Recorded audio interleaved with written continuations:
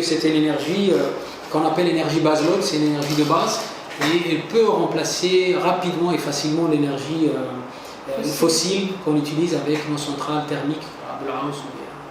Pour une petite population comme la nôtre, parce qu'on est quand même environ 1 million d'habitants, on est un petit pays, est-ce qu'on pourrait dire qu'à la limite, seule une énergie, voire deux, serait suffisant pour la demande en énergie sur tout le territoire?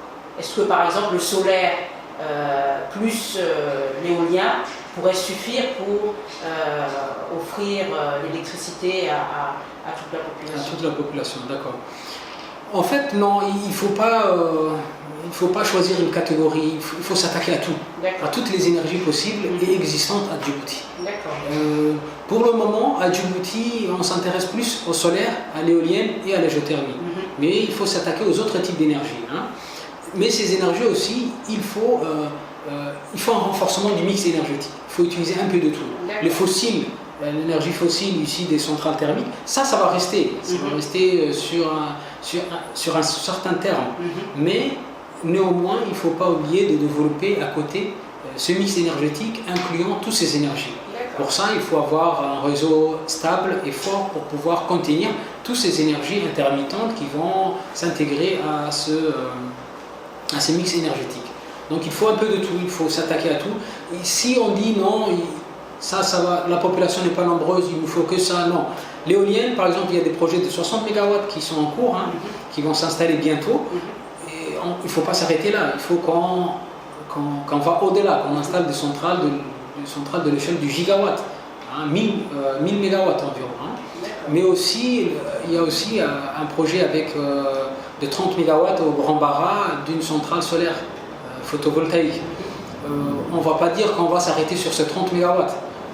Le Grand Barra ou bien les petits Barras sont beaucoup plus vastes que 30 MW. Donc, on peut aller au-delà de l'ordre des gigawatts pour produire de l'énergie.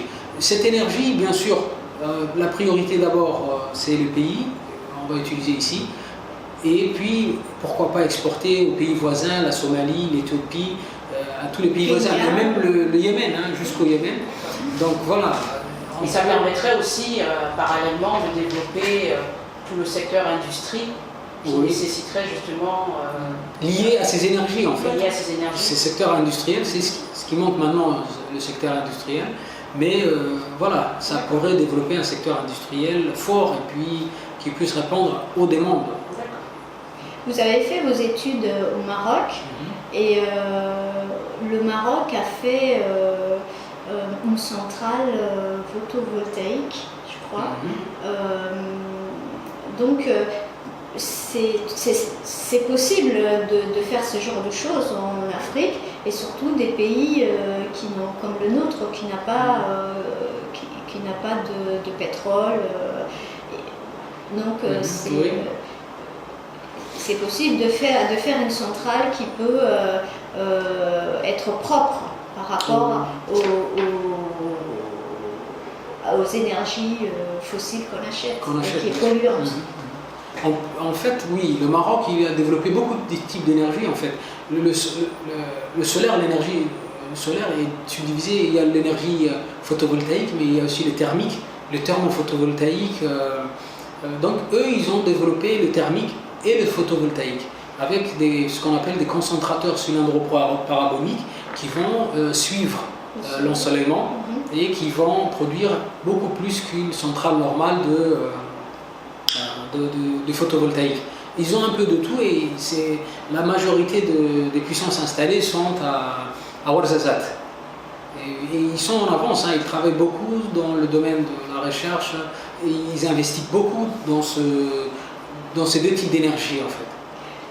Vous avez fait de la recherche fondamentale, mais également cette recherche fondamentale, vous l'avez appliquée à ce centre même.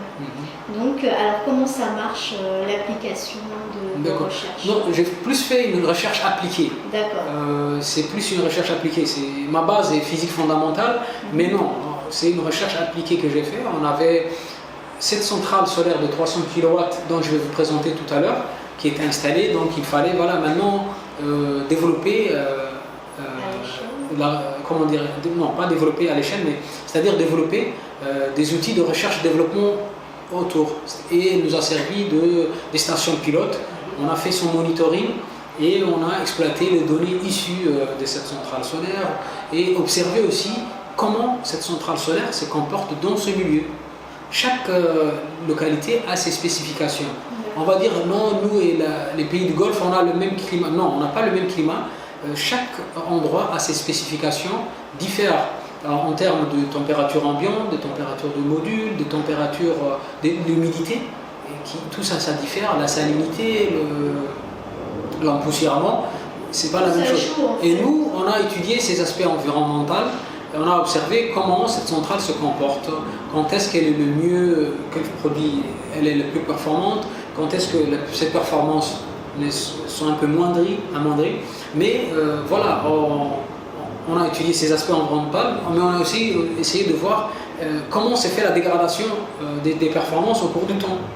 Après, à partir de tout ça, on a élaboré un modèle permettant de prédire les productions énergétiques de ces types de centrales. D'accord.